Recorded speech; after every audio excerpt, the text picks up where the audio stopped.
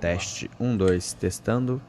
Teste 1, 2, testando. Engraçado, né, que a câmera te pega de lado aqui, eu tô meio pançudo, vou ter que dar uma segurada aqui.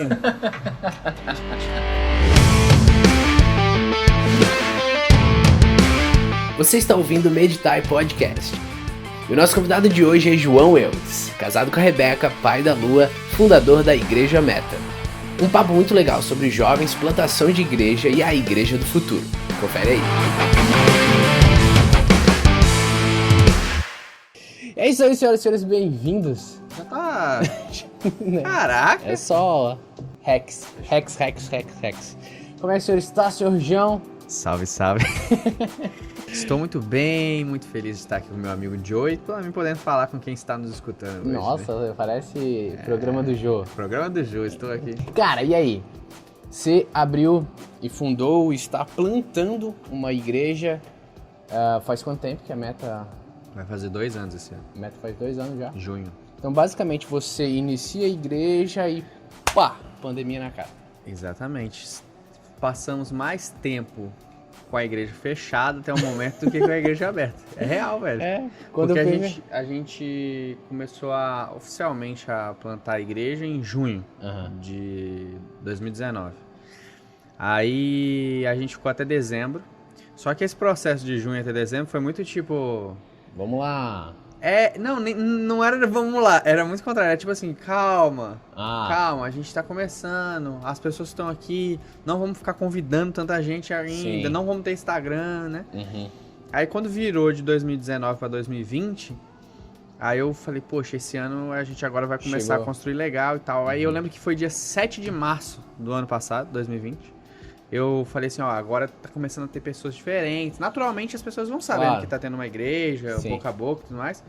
Aí eu falei assim, vou fazer um culto da visão, né? Famoso culto da visão.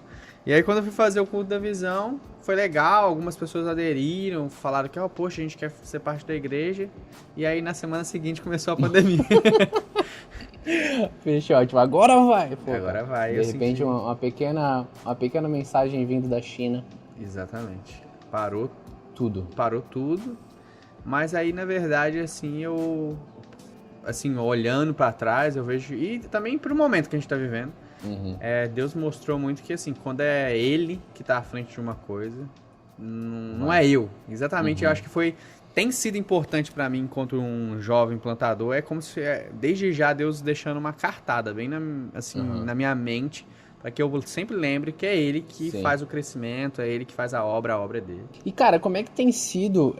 eu sou aqui, ó, faço parte de uma igreja já de muito mais tempo, né? 35 anos e tal. Mas eu sou ali na frente dos jovens e, cara, pra mim tem sido muito difícil. Porque é meio que, às vezes, eu não sei o que fazer. Às vezes eu penso, não, peraí, pandemia, vamos lá. A gente é corajoso, a gente tem que fazer. Às vezes eu penso... Cara, calma, pandemia e tal. Como é que, de cara, além de ter esse tapa nos planos e tal, como é que tu foi lidando, assim, cara, como é que eu vou fazer, como eu vou me mover, uma igreja que tá nascendo, eu não posso também deixar, largar e, sei lá... No começo eu lembro que, como eu falei, né, logo depois que começou a pandemia, depois desse dia da visão, a gente tinha um espaço, né? A gente ficava num espaço menor. Eu lembro que a gente pagava alguma coisa, era entre 800 e 900 reais de aluguel. E eu falei assim, mano, a igreja vai quebrar. Porque realmente era um valor que a gente, naquela época, já era difícil conseguir, né? A gente era uma igreja pequena, uma igreja em plantação, uma igreja sem suporte de uma igreja matriz, alguma coisa do tipo. E eu falei, cara, e vamos assim também dizer, salário e coisas do tipo, nem pensava sobre isso. Só que, como eu falei, né, o Senhor, ele, quando é a obra, quando você entende que realmente é a obra dele, ele vai fazendo algumas coisas.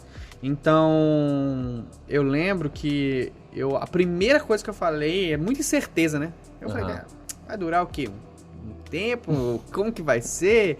E aí eu falei assim, em 3 meses a gente tá de volta. E aí, me dá estratégia, Senhor. E a gente tem uma grande vantagem também. Nós somos uma igreja em plantação. Era uma igreja, se hoje já é uma igreja que eu falo que é uma igreja pequena, era uma igreja menor ainda. Então, assim, não é um impacto tão forte quanto uma igreja gigante, né? Aquela, tipo mega church, alguma coisa do tipo. É um impacto muito menor. E assim, tendo até a possibilidade de, com o abrandamento da pandemia, fazer algum tipo de reunião. Claro. Só que aí a minha ideia foi assim, cara, eu acho que esse é o ótimo momento pra gente ser exemplo em algumas coisas. Foi a primeira coisa que eu pensei. Então a gente já parou tudo e fomos pro online. Sim. Só que a gente, mano, não tinha online, nunca teve, não tinha câmera, não tinha nada.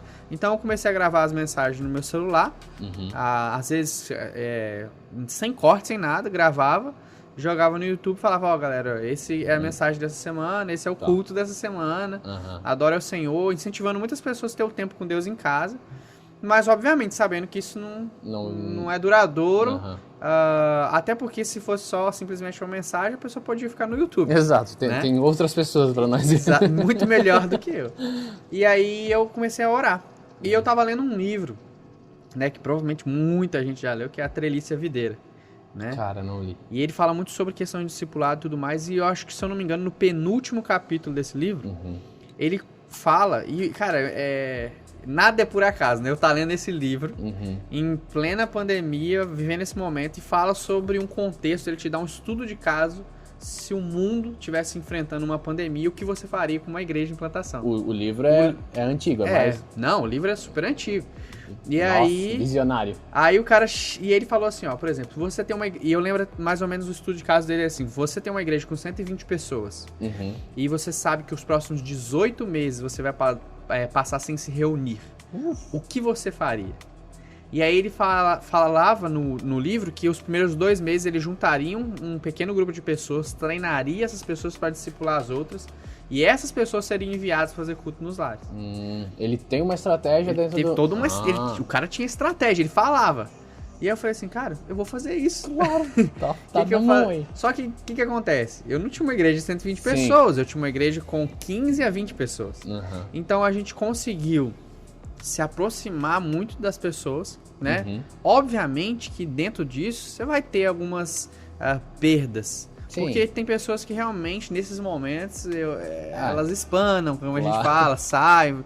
Então, assim, mas muita gente, o que eu percebi também foi um senso de comunidade, que a gente também já estava trabalhando nisso.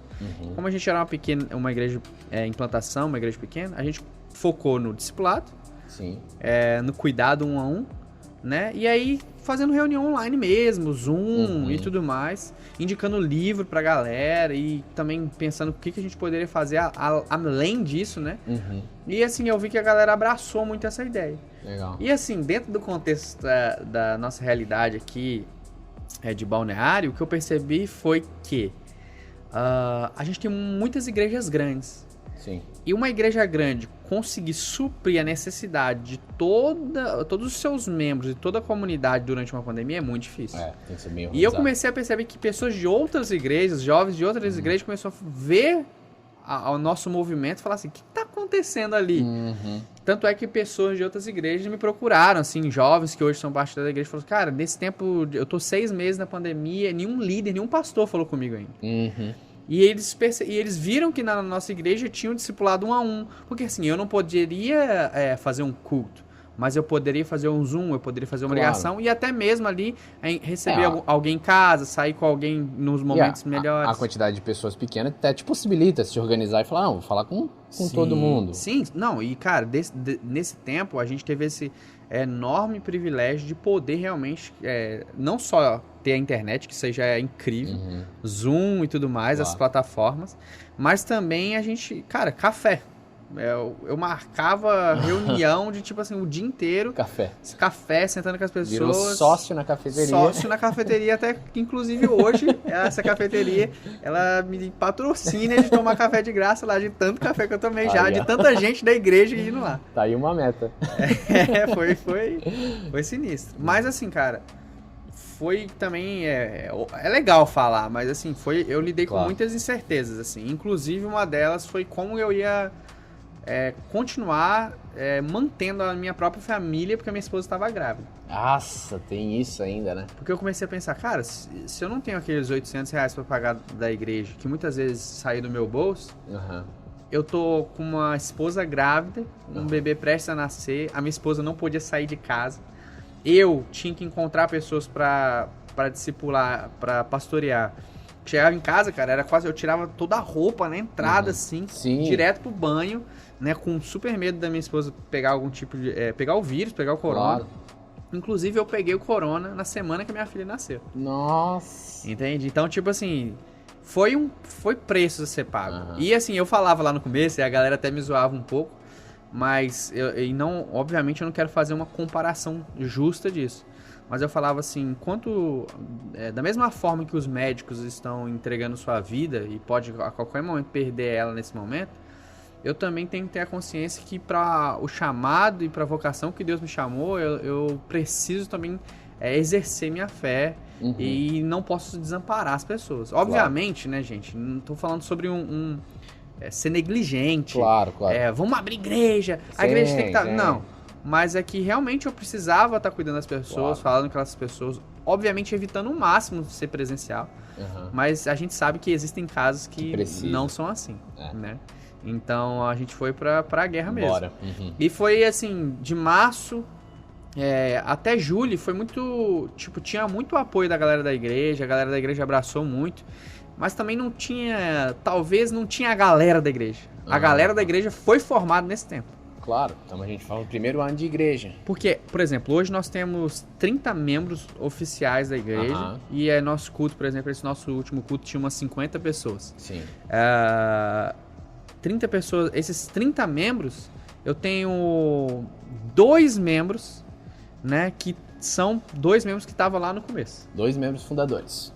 Que tava desde lá do segundo, dos primeiros meses, assim. Aí eu tenho alguns que chegaram depois. Obviamente, minha esposa, que sempre esteve do lado, né? Mas a maioria chegou depois. E a maioria da nossa igreja chegou no tempo da pandemia. É isso que eu ia falar. É uma igreja que nasceu na pandemia, basicamente. Exatamente. Ela se formou nisso. E o mais louco foi que a galera chegou... As pessoas novas que Deus trouxe pra igreja, não foi só a pessoa que chegou e vinha aqui consumir, vinha aqui com a mentalidade, sabe, consumidor. Foi tipo assim... pastor, o que você está precisando? O que a gente precisa fazer como igreja? O que a gente precisa se mover? Pessoas que chegaram, por exemplo, falando assim, cara, a gente precisa fazer culto online.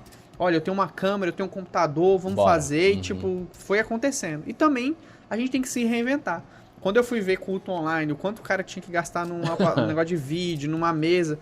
E eu já contei isso pra você, né? Mas para as pessoas, eu gastei R$15. Obviamente, foi uma super engenhoca, tanto é que o dia que eu fui no cara do som, ele falou, cara, você tava prestes a queimar seu computador, você queimar... Mas era o que Deus... Funcionou, Deus proveu e aconteceu, sabe? Legal. Mas foi super desafiante, muita segurança, tanto é que eu terminei o ano passado, eu já tive burnout uma vez, e eu terminei, tipo, sentindo que eu tava quase nesse lugar de novo, muito cansado. E eu voltei ao psicólogo, tive um pouco de momentos assim, eu acho que também vale mostrar esse outro lado, né, para as pessoas. Eu sempre gosto de ser vulnerável nesse sentido. De tipo, eu fiquei muito ansioso nesse tempo. Eu senti que eu tava carregando muita coisa. E eu terminei o ano fazendo psicólogo, tendo alguns tipos de crise de ansiedade, em alguns momentos assim. De chegar um dia, tá indo pra... Já depois, né, mais no final do ano, que a gente teve um pouco de abrandamento com a pandemia no final do ano, que as igrejas já tinham a permissão de abrir, com todas as restrições, de estar indo pro culto e ter uma crise de ansiedade indo pro culto. Sim. Antes de pregar, sabe? Mas, graças a Deus, veio virou o ano. E, assim, com a virada de ano também, eu senti que a gente tá dando continuidade no trabalho, mas um ciclo de romper inicial aconteceu. Então, eu tenho agora 30 pessoas na igreja, membros oficiais, todas essas pessoas sendo discipuladas. Nós temos hoje 5, 6 discipuladores. A gente também tem pessoas, por exemplo, que vale até citar assim, o nome, né? Por exemplo, você conhece o Lucas, que chegou para auxiliar. Sim, incrível. E, sem contar com isso, no meio dessa loucura inteira, eu tive a direção de Deus começar uma escola, que é o Meta Inside. Sim. E aí a gente recebeu 5 alunos. Foi, cara, uma loucura. Eu acho que juntou também tudo isso. E agora, no segundo semestre desse ano, a gente vai ter mais uma turma. Não, legal. Tipo... abrir uma igreja já é algo, assim, incrível, tem que ser muito direcionado e tal. E abrir a igreja com tudo isso, a gente tem um plus aí que é um plus não calculado em nenhuma era, né? Tipo assim, ninguém imagina. Mas assim, hoje você enxergando isso que passou, tal, que tá passando, né, gente? A gente tá falando, mas ainda agora estamos sendo vacinados, mas pelo que a gente tá vendo vai demorar um tempinho aí. Vamos devagar. Mas o que você imagina, fazendo uma análise assim de uma igreja do futuro? Tipo, a gente teve um impacto mundial na igreja. A igreja ela teve que se reinventar. E muita gente que, por exemplo, estava numa igreja gigante, ela falou assim, putz, fiquei esquecido no meio de tudo, né? Por questões óbvias, né? Tipo assim, a gente tá falando, sei lá, uma igreja de 2.000 pessoas. Alguém no meio de 2.000 pessoas desapareceu. Às vezes até culpa dessa pessoa mesmo, que também nunca conectou, nunca conseguiu fazer parte, só ia lá e consumia, né? Mas assim, por exemplo, o Francis Chan, ele tem um livro que é até engraçado, eu falo que ele pirou assim, né? Porque ele tinha lá uma mega igreja e ele refez tudo. Então, como é que você tá enxergando, tipo, cara, daqui pra frente, como é que vai ser essa igreja? Porque tu tem uma realidade de uma igreja pequena, que conseguiu fazer esse pastoreio por causa disso, mas em algum momento essa igreja Deus vai agregando. E aí, como é que você enxerga esse possível pós, né? Sei lá como é que vai ser isso. Tipo, tem uma coisa que Deus tem muito ministrado no meu coração, que é sobre aquela passagem que ele tá entrando em Jerusalém e ele tá indo pro templo. Uhum. E aí, antes dele estar ali, ele tá no caminho do templo e ele fala que ele tá com fome e ele vê uma figueira. Uhum. E aí, quando ele vê aquela figueira, ela não tem fruto. Uhum. E ele amaldiçoa aquela figueira. Sim. E aí, depois, né, no final desse capítulo, tá seca. Ela tá seca. Só que eu sou meio curioso, eu falei assim, cara, Deus, a própria passagem tá falando, Jesus, que aqui não era tempo. Era o tempo. Uhum. E aí eu depois fui dar uma estudada e eu vi que ali mais ou menos era perto da Páscoa, ali, março, abril, não tinha ainda os frutos da figueira. Mas antes de dar frutos, o figo, a figueira ela dá um outro tipo de frutinho que é desse tempo. Então era para ela estar gerando algum tipo de fruto ali. As sementes, as flores e tal. E o que Deus... e o que eu fui pesquisar, né, fui ver e tudo mais... E que Deus começou muito a ministrar no meu coração, que naquele momento daquela passagem ali, ele não estava falando simplesmente de uma figueira. Ele estava falando pro lugar onde ele estava indo, que era o templo. E ele chega no templo, ele vê ali os caras vendendo coisas, ele vira as mesas, ele fala que a casa dele deveria ser chamada casa de oração, um lugar de conexão com Deus, um lugar de intimidade. E aí eu comecei a entender, né, que o templo naquele momento era como aquela figueira. Existia atividade na figueira, existia atividade no templo, mas não existia fruto. E é uma coisa que Deus tem muito ministrado no meu coração, que como igreja, muitas vezes a gente tem muita atividade, muita coisa acontecendo, mas muito pouco fruto. Né? Então graças a Deus, assim, eu falo com as pessoas da nossa igreja, a gente tem sido abençoado por Deus. A nossa igreja saiu do ano passado de não saber como pagar um aluguel de R$800, para hoje a gente está alugando, procurando lugares para alugar muito maior. Sim. E tendo condições para isso. A gente saiu de um lugar de 15 membros para 30 membros e 150 pessoas 50 pessoas frequentando a igreja. A gente saiu de uma igreja que teve abriu uma escola com 5 alunos e agora a gente está indo para praticamente fazer uma escola com um dobro de alunos. Sim. A gente tinha uma igreja de muitos jovens desempregados, tanto é que era minha... Gente, vocês precisam ir atrás, vocês precisam correr, de Crescer. Pessoas hoje que no meio de uma pandemia, onde empresas estão fechando, pessoas perdendo emprego, todos conseguiram emprego. Olha só, prosperando no meio de uma pandemia. Então, assim, o que eu tenho chamado a atenção para eles também será que é só isso? Será que Deus te deu esse emprego num momento tão difícil quanto esse só para isso? Tanto é que agora, faz umas 3 semanas que a gente reuniu a igreja, a gente fez uma ação para conseguir recursos para ajudar famílias com alimentação. E Deus tem falado muito, a gente sabe que o evangelho ele não é limitado à justiça social, mas faz parte. Total. Né? Então, tanto é que a gente estava, no último mês, a gente leu o livro do Stott, né? que é a missão da igreja no mundo moderno, e fala muito sobre isso.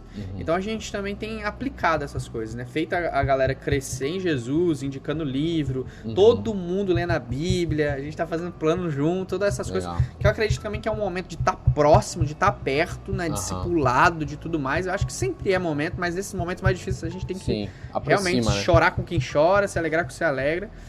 E eu acho que esse é o rumo sempre foi o rumo da igreja. Claro, óbvio. Tanto é que o tema desse mês agora de maio que a gente vai usar é koinonia. Né? Tipo, a igreja do futuro é a igreja em comunhão. O que muitas vezes a gente não encontra, às vezes, numa igreja grande.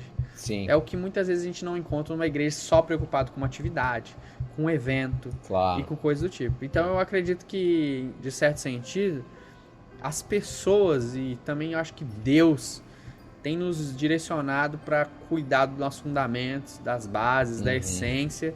E foi um ótimo momento para a gente rever muita prioridade da nossa vida, né? Então eu acredito que é isso. Eu vejo muito, porque a gente, por exemplo, sua igreja é uma igreja muito jovem, a igreja de muitos jovens, né? E eu acho que por um período a gente se deslumbrou muito com a igreja, com essa mega igreja, com um mega evento, né? Tipo assim, era meio que o nosso foco a superconferência. E eu gosto de superconferências, eu gosto de, sei lá, pregações, eu trabalho de audiovisual e grandes produções e tudo mais. Mas eu acho que existe uma geração vindo que tá prezando por essa comunhão. E eu perguntei pro meu pai, que é pastor há 35 anos, e eu abrindo um parênteses, até pensei assim, putz, o Eudes vai abrir uma igreja, mas ele é um pirralho, né, cara?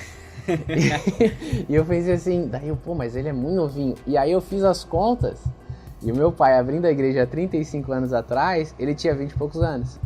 Eu falei, bom, eu acho que faz algum sentido isso aí. E fechando parênteses, né? E aí eu perguntei pra ele assim, pai, 35 anos de igreja, né? Pô, tu viveu bastante coisa aí. O que mudou em 35 anos de história? O que melhorou? O que piorou? O que sei lá, o que tu vê? E aí ele disse assim, cara, lá no começo, a igreja, ela tinha alguns pontos diferentes, assim. Ela falou, primeiro, a gente era mais ignorante, porque o acesso à informação e tal, a gente caía numas lorotas, a gente, tinha que ler a Bíblia e tal, obviamente, mas assim, era um pouco mais difícil porque não tinha tanto acesso. E hoje melhorou muito, porque você tem muito acesso, você tem bons cursos, bons seminários e você tem muita pregação boa, então melhorou muito nisso. Ele falou, cresceu muito, o evangélico, né, na época era pequeno, o grande país era católico e tal, então ela cresceu muito e a qualidade do ensino, assim, hoje é muito mais acessível. Mas ele falou assim, cara, mas a qualidade do cristão, a qualidade da igreja caiu muito. Ele falou assim, poxa, na época era um povo mais, não só devoto, parecia, ele falava que era mais apaixonado. E quando ele falou isso, eu pensei, eu acho que nesse caminho a gente se perdeu nisso. A gente começou a fazer grandes movimentos que alcançou muito, mas a nossa qualidade de cristianismo, até por uma questão óbvia, né, ela caiu muito. E eu acho que a gente está começando a caminhar para um movimento onde as pessoas vão falar, cara, não é o suficiente a igreja ter isso, aquilo outro, fazer isso, aquilo outro. Eu quero algo mais real. E algo mais real é comunhão, algo mais real é, cara, o pastor me perguntar, e aí, como é que você tá? E eu acho que a gente tá caminhando um pouco para isso, assim, que preze qualidade. E nisso tá uma igreja que se importa com lá fora, né? Uma igreja que se importa com o que a sociedade tá passando. E foi triste na pandemia, né? Porque em alguns momentos eu olhava para a igreja de modo geral e falava assim, cara, a igreja está muito preocupada em fazer o culto. Né? Tipo assim, parece que a igreja ficou preocupada, oh meu Deus, e agora? E nós? E tipo, o mundo tava passando por um caos e a igreja às vezes, olhou muito para si e olhou pouco para fora, né? Mas, e nisso, assim, saindo desse momento, o que você planeja como igreja para esse próximo período breve, assim, considerando que a gente vai sair? Sim. Cara, eu acho que, igual você falou, né? Eu acho que o evangelicalismo do Brasil é expoente, cresce. Mas realmente a forma, às vezes, que cresce e é apresentada às pessoas, vai distanciando a pessoa de ser uma pessoa que ama a Jesus para uma pessoa que simpatizou com Cristo. Sim. Né? E tem até o Marcos, né? Fala isso, o Liota, eu gosto muito daquela frase que ele fala: amar Jesus é fácil, difícil é amar Jesus mais nada.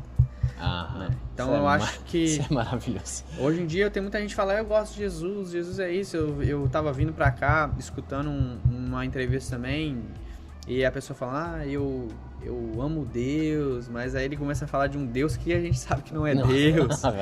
E deuses então, pra si.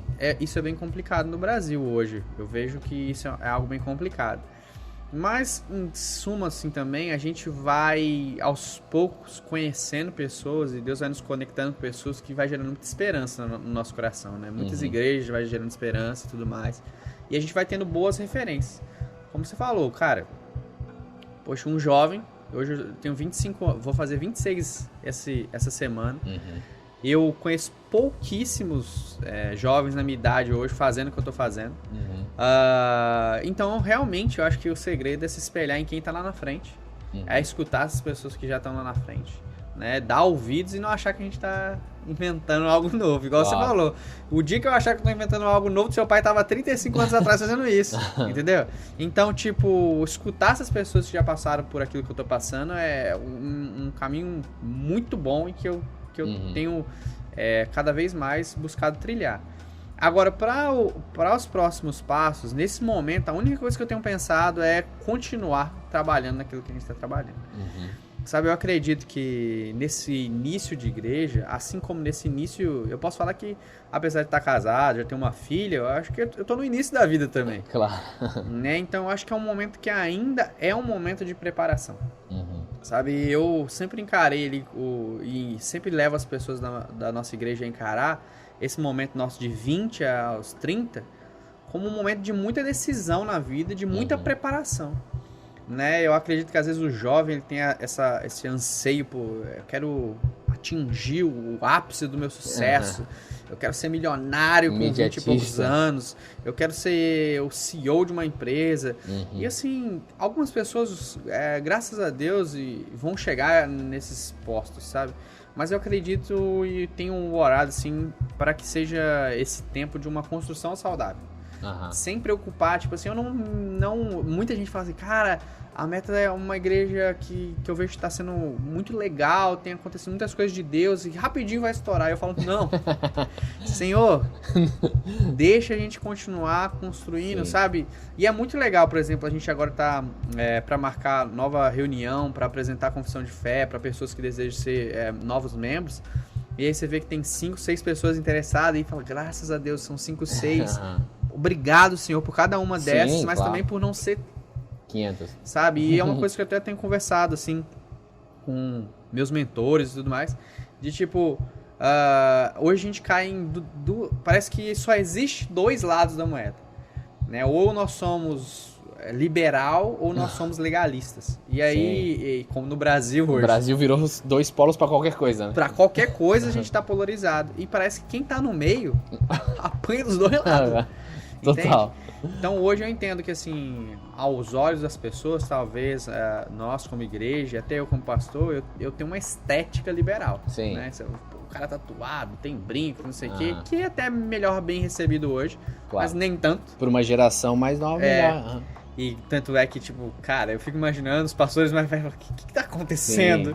O João chegando lá no conselho de pastor, não, exatamente. Que esse né? O dia que me convidarem. Mas o dia que eu souber onde é que fica. E, por outro lado, quando as pessoas... Isso atrai as pessoas pra igreja, de ver, tipo, poxa, que estética diferente, comunica mais comigo. E aí as pessoas chegam lá na igreja e falam assim, caraca, mas isso aqui é sério. Isso aqui tem não esperava que fosse uma confissão de fé, tem costumes, a ética, tem liturgia. A liturgia. E aí tem gente que fala assim, eu não quero isso também.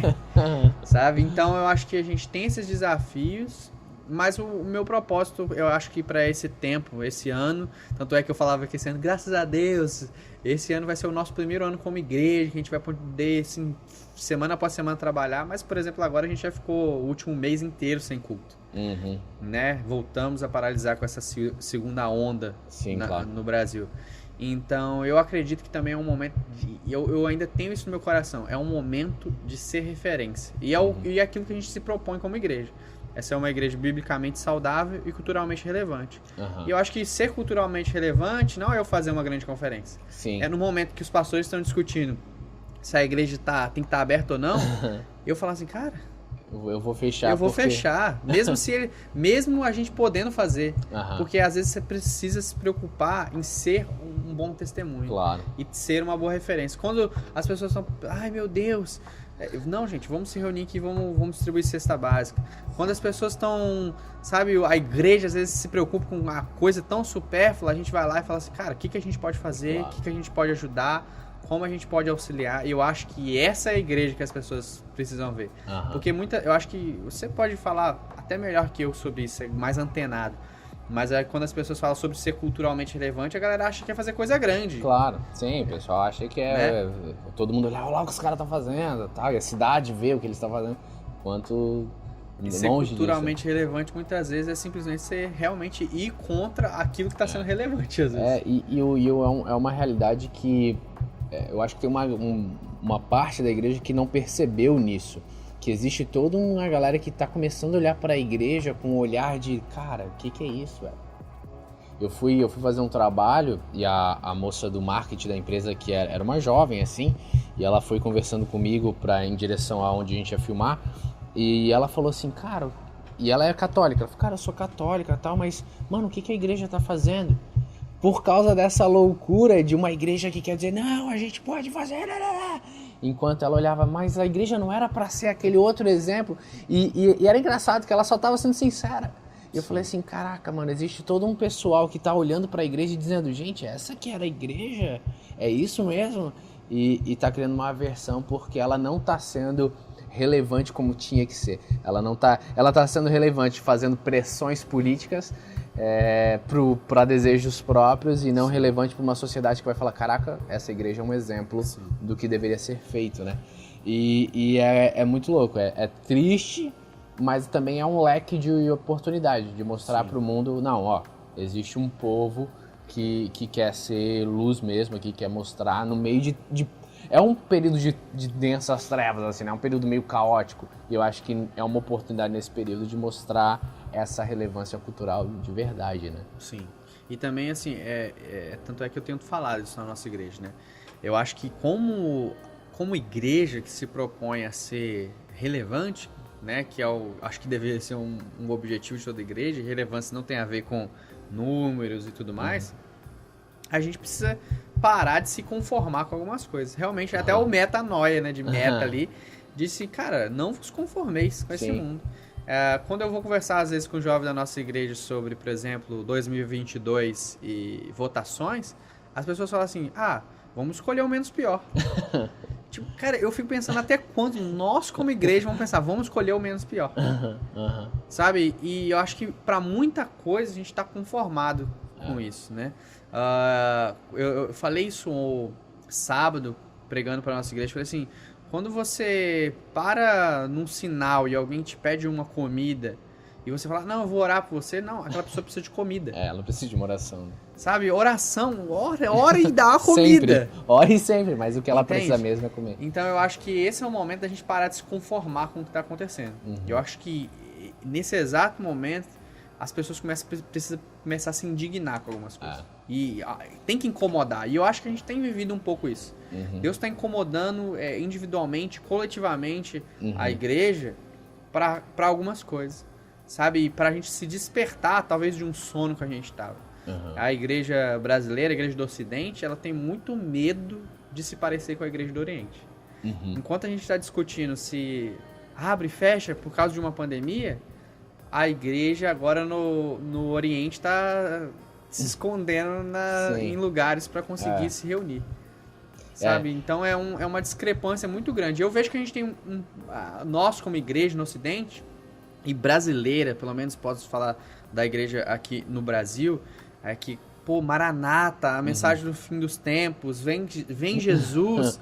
Só que assim, cara, você tem certeza que você quer que Jesus venha do jeito que você tá? Você quer realmente que a glória do Senhor venha do jeito que nós estamos? Sim. E eu falo que eu acredito em pessoas que são chamadas para isso, né? Para o fim dos tempos. Eu acredito que pessoas vão se posicionar em tempos de perseguição, pessoas que vão ser mártires. Mas eu vejo muita gente falando, eu quero passar pela grande tribulação, eu quero ser um mártir. Mas, cara, você não consegue morrer nem todos os dias pra você não consegue arrumar tua cama. Você acha que você vai passar como pela perseguição? Sim. A gente tá reclamando que a gente não pode, às vezes, uma das maiores preocupações que eu tinha, e eu acredito que muita gente teve, como é que será que as pessoas da igreja vão permanecer nesse tempo de pandemia? Às vezes precisar ficar 1 ano com culto online. Mas, cara, se você não consegue manter tua fé no meio de uma pandemia que você tá deitado em casa... Maranata, a hora vem, né? Você acha que você vai passar como pela grande tribulação? Como você vai ter essa... Fala que quer ser perseguido. Como? Sabe? Então eu acho que a gente tem que rever algumas coisas. E até o absurdo de falar, nossa, estão perseguindo a igreja no Brasil. Tipo, um país super cristão, com liberdade ao ponto de a gente mudar a parada para abrir os cultos, e aí você compara com, sei lá, uma igreja que realmente está sendo perseguida. É quase ofensivo, né, cara? Para alguém que está passando por perseguição, a gente fala, nossa, estão nos perseguindo aqui. Chega a ser bobo, né? E a igreja tão perseguida no Brasil que toda semana você vê, por exemplo, líderes religiosos no Planalto. Super. Como que perseguição é essa? Sabe? Então, assim, não existe essa perseguição, não. Não, com certeza. E agora é sobre também estar atento a isso tudo. E eu acho que essa mensagem sua de final, assim, ela é real, do tipo, não vos conformeis com este mundo. Significa não simplesmente se conformar com esse dia a dia, mas também não se conformar com o sistema religioso que está instalado. Sim. Não se conformar com tipo, a igreja é assim mesmo. Não. É assim, não é essa a igreja que eu quero ser. Não é essa a mensagem que eu quero pregar. Eu quero pregar essa mensagem com essa visão bíblica que ilumina essas coisas. E isso vai ser em todos os setores, né? Então, às vezes numa onda religiosa de anseio, a gente se conforma e diz, não, é isso aí mesmo, tal. Eu acho que esse não vos conformeis serve para tudo, né? Não só, inclusive, para tipo assim, não vou me conformar com o sistema religioso. João, manda uma mensagem final para o jovenzinho que está passando agora por toda essa pandemia e tem esse, sei lá, esse anseio de ser parte dessa igreja que vai ser relevante de forma real, assim, sabe? Essa igreja, porque hoje a gente também, todo mundo quer ser relevante, né? Agora, tipo, uma igreja que quer ser, tipo, não, Deus, eu quero fazer parte dessa, eu falo, a igreja do futuro, né? A igreja sempre vai estar lá, imaculada, cada vez mais perfeita, esperando a volta de Cristo e ansiando pela volta, mas assim, como você motiva a mensagem para essa pessoa que diz, eu quero fazer parte dessa igreja? Eu acho que é assim como você falou, né? Nesse momento é um momento de pessoas estarem dispostas a fazer diferente. E fazer diferente, cara, não é você mudar o que precisa ser mudado, né? Quem me conhece próximo sabe, você sabe. Cara, a gente mantém bases doutrinárias, de ortodoxia, mesma coisa dos pais da igreja. A questão é que a gente tem que se propor a fazer algo novo, a romper com sistemas, a não se conformar. Eu acho que assim, o jovem, né, hoje, eu acho que ele precisa olhar para ele mesmo, né? Se eu olhar para mim mesmo e falar, cara, eu tenho 25 anos, né? Eu sou novo, mas o Senhor pode me usar.